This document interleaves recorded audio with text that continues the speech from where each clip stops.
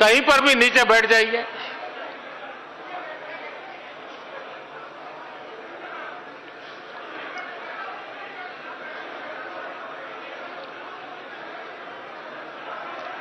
भारत माता की, भारत माता की। राष्ट्रीय अधिवेशन में यहां उपस्थित और देश के कोने कोने से जुड़े प्रत्येक भाजपा कार्यकर्ता का मैं अभिनंदन करता हूं।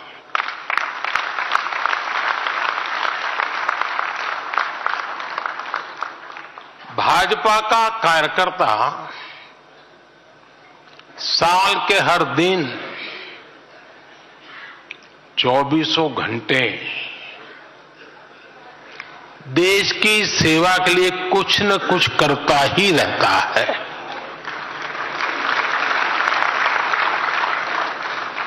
लेकिन अब अगले 100 दिन नई ऊर्जा, नया उमंग, नया उत्साह, नया विश्वास, नए जोश के साथ काम करने का है।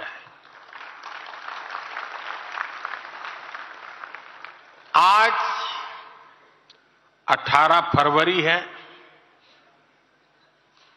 और इस कालखंड में जो युवा 18 वर्ष के पड़ाव पर पहुंचे हैं वो देश की 18वीं लोकसभा का चुनाव करने वाले हैं।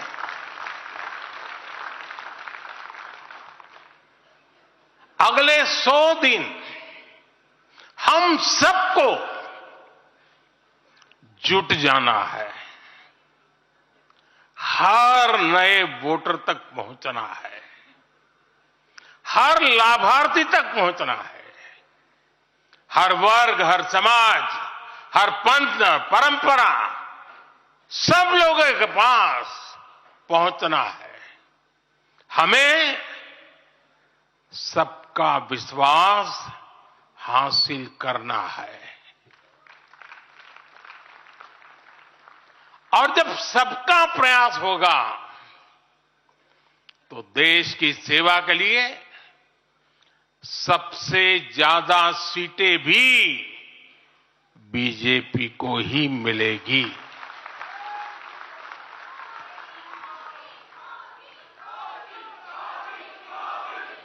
और आज कल मुझे पदाधिकारियों के साथ बैठने का अवसर मिला।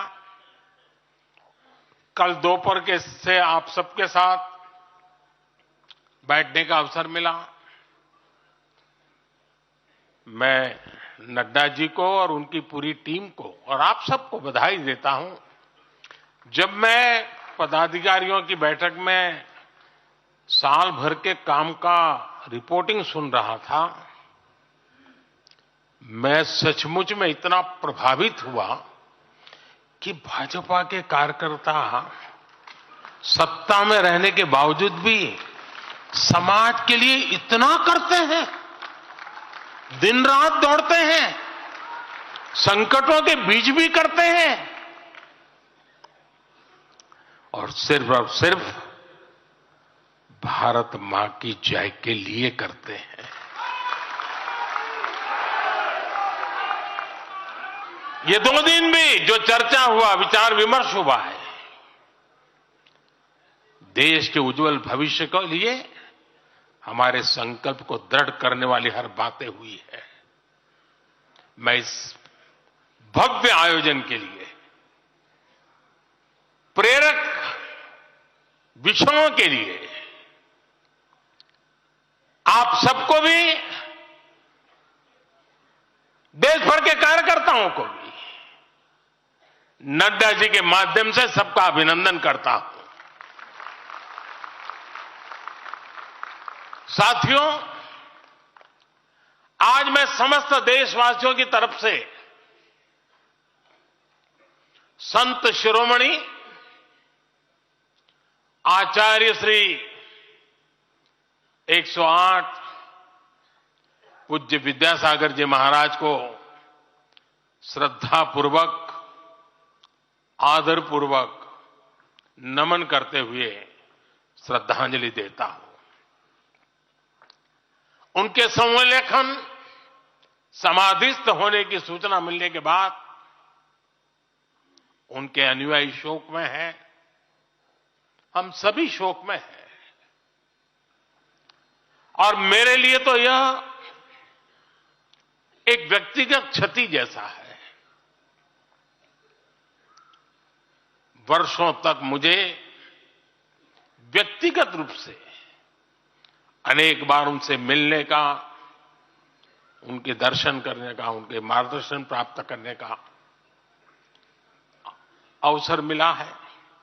कुछ ही महीने पहले ऐसा ही मन कर गया था, मेरे प्रवास कार्यक्रम को बदल करके बहुत सुबह सुबह मैं उनके पास पहुंच गया था। तब पता नहीं था कि मैं दोबारा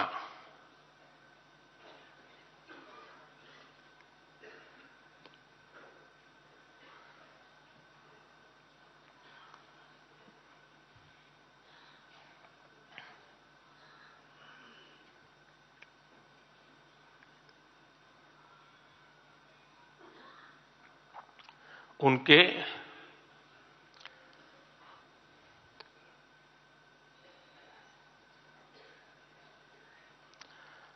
दर्शन नहीं कर पाऊंगा।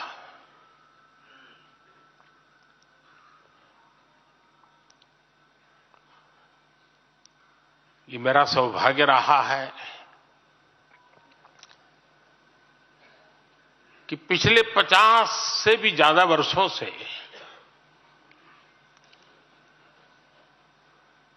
मुझे देश के गणमान्य आध्यात्मिक मूर्तियों के निकट रहने का, उनके आशीर्वाद पाने का अवसर रहा है। और इसलिए मैं उस आध्यात्मिक जगत की उस शक्ति को भलीभांति जानता हूं, समझता हूं, अनुभव करता हूं। आपको सुनकर के आश्चर्य होगा कि वे तो दिगंबर परंपरा से थे। उनका जीवन कैसा होता है हम जानते हैं, लेकिन शायद ही कोई ऐसी महत्वपूर्ण घटना ऐसी नहीं होगी या मेरी तरफ से कुछ महत्वपूर्ण किसी काम में मेरा संबंध आया हो, 24 घंटे के भीतर भीतर उसका एनालिसिस करके मुझे उनका संदेश आता था।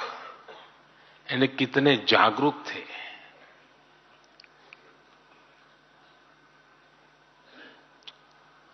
और अपनी विराट आध्यात्मिक यात्रा और उसके बाद भी वो हम सबको हमेशा प्रेरणा देते रहे हैं। जीवन भर उतनी सौम्यता के साथ उनका लोगों को मिलना, उन्होंने हमारे युवाओं को परंपराओं से जोड़ा, गरीबों तक शिक्षा और स्वास्थ्य की सुविधाएं पहुंचाई। उनका पूरा जीवन उस व्यक्ति के लिए प्रेरणा जैसा है जिसने गरीबों और वंचितों के लिए काम करने का संकल्प लिया है। आज जब भारत प्रगति के पथ पर आगे बढ़ रहा है, मुझे विश्वास है कि उनके सिद्धांत और उनका आशीर्वाद ऐसे ही भारत भूमि को प्रेरणा देता रहेंगे। साथियों, पिछले 10 वर्षों में भारत ने जो गति हासिल की है, बड़े लक्ष्यों को प्राप्त करने का जो हौसला पाया है, यह अभूतपूर्व है साथियों। और इसलिए नहीं कि मैं कह रहा हूं, दुनिया गाजे बाजे के साथ बोल रही है। भारत ने आज हर क्षेत्र में जो ऊंचाई हासिल की है, उसने हर देशवासी को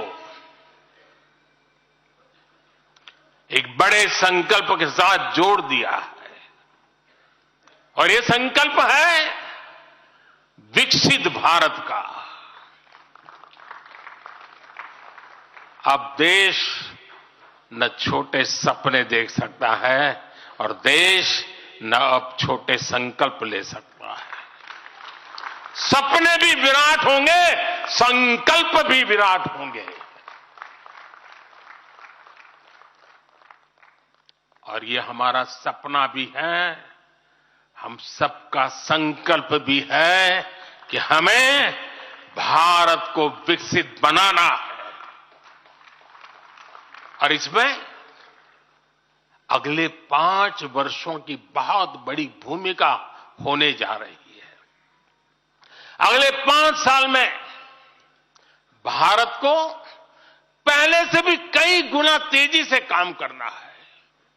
अगले 5 साल में हमें विकसित भारत की तरफ एक लंबी छलांग लगानी है। लेकिन भाई और बहनों, सारे लक्ष्यों की प्राप्ति के लिए पहली शर्त है सरकार में भाजपा की जोरदार वापसी।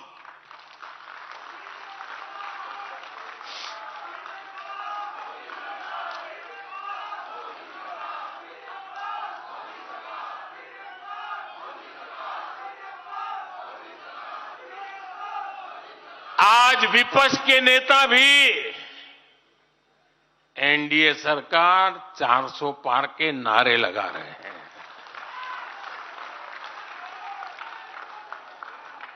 और एनडीए को 400 पार कराने के लिए भाजपा को 370 का माइलस्टोन पार करना ही होगा।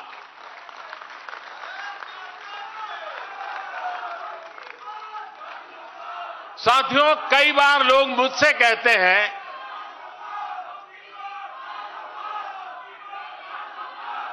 मुझे कहते रहते कि अरे मोदी जी, आपने इतना तो सब कुछ कर लिया, जो बड़े बड़े संकल्प आपने लिए वो तो पूरे कर लिए, अब क्यों इतनी भागदौड़ करनी।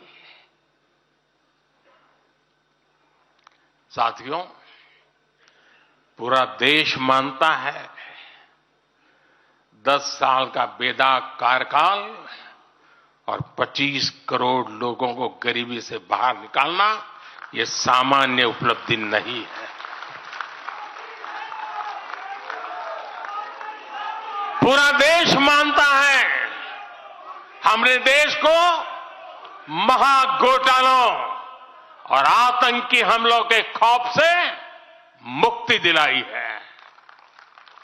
पूरा देश मानता है हमने गरीब और मिडिल क्लास का जीवन बेहतर करने का प्रयास किया है। लेकिन जो लोग सोचते हैं कि बहुत हो गया, ऐसा सोचने वालों को मैं एक पुरानी घटना जरूर बताना चाहूंगा। एक बार एक बहुत बड़े नेता मुझे मिले, मेरे प्रधानमंत्री पद के दूसरे कार्यकाल पे। बोले, मोदी जी, प्रधानमंत्री बनना बहुत बड़ी बात है, आप बन गए। आपने इतने दशकों के संगठन का भी काम कर लिया, मुख्यमंत्री के रूप में भी इतना लंबा समय रह चुके, प्रधानमंत्री में भी दोबारा आ गए। अब इतना काम पा लिया है, अब तो थोड़ा बैठो, आराम करो, बहुत कर लिया। ये उन्होंने मुझे कहा था। उनकी वो भावना राजनीति के पुराने अनुभवों से थी। लेकिन साथियों, हम राजनीति के लिए नहीं, राष्ट्र नीति के लिए निकले हैं। हम तो छत्रपति शिवाजी महाराज को मानने वाले लोग हैं। जब छत्रपति शिवाजी महाराज का राज्याभिषेक हुआ तो उन्होंने ये नहीं किया कि अब तो छत्रपति बन गए, सत्ता मिल गई तो चलो उसका आनंद लो। उन्होंने अपना मिशन जारी रखा। ऐसे ही उनसे प्रेरणा लेकर के मैं अपने सुख वैभव के लिए जीने वाला व्यक्ति नहीं हूं।